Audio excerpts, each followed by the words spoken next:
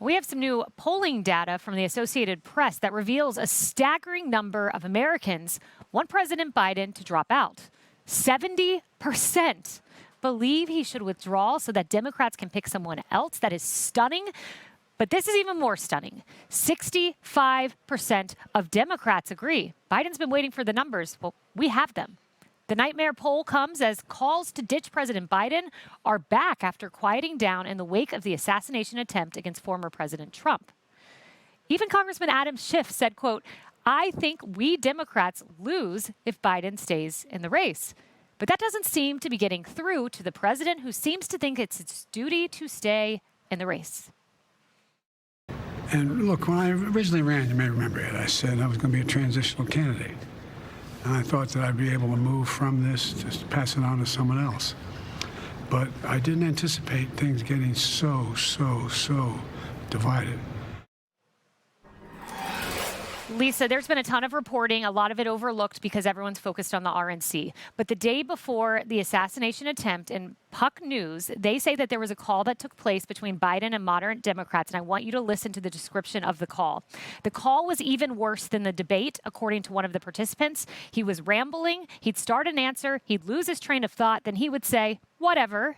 He really couldn't complete an answer. I lost a ton of respect to him. A second participant said this: the president was rambling, dismissive of concerns, unable to present a campaign strategy. Had the assassination attempt not occurred an hour later, I imagine 50 people on the Zoom were ready to come out publicly against him. The Biden campaign pushes back on this, but that is fascinating.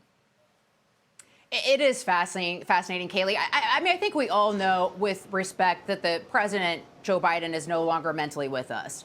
And we've all seen that on display. We know that to be true. And so does the Democrat Party. But then what do? If you get rid of Joe Biden, you're stuck with Kamala Harris. If you also get rid of Kamala Harris, you're admitting that not only did you mess it up with Joe Biden, but you also messed up with Kamala Harris.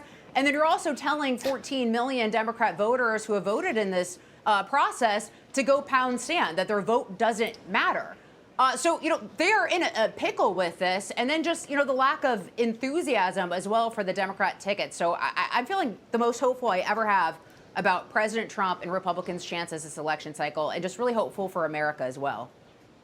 Mark, and Political Playbook obtained a memo from Blue Analytics Strategies. It's a Democrat polling group. It's their internal polling.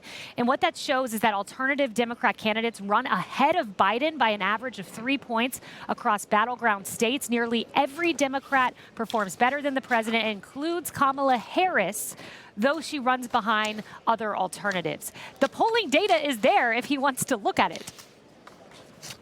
Yeah, though Trump beats them all.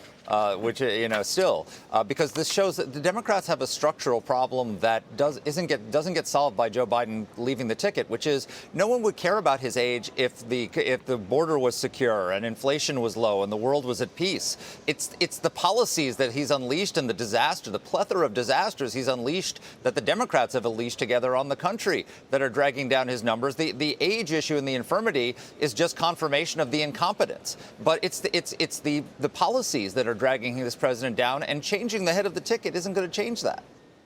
Harris, and it's interesting, the New York Times says, and I'm stunned that Biden has a 500-person campaign team, but apparently he doesn't want to hear from them. He only wants to hear from Mike Donnellan, a longtime friend, to summarize the polls.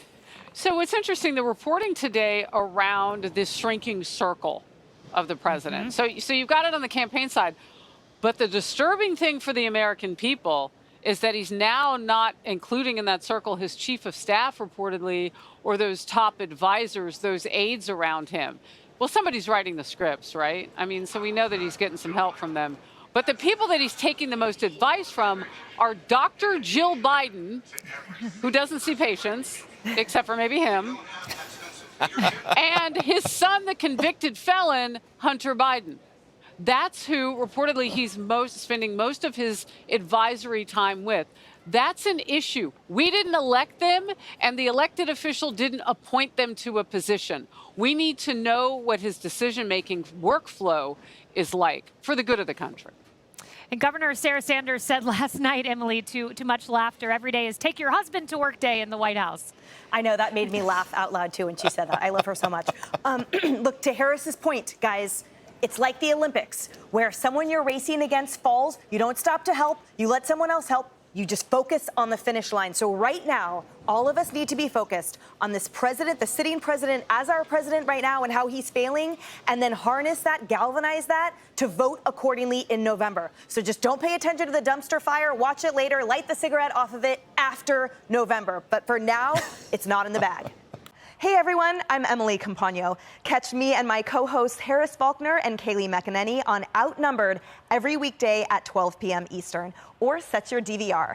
Also, don't forget to subscribe to the Fox News YouTube page for daily highlights.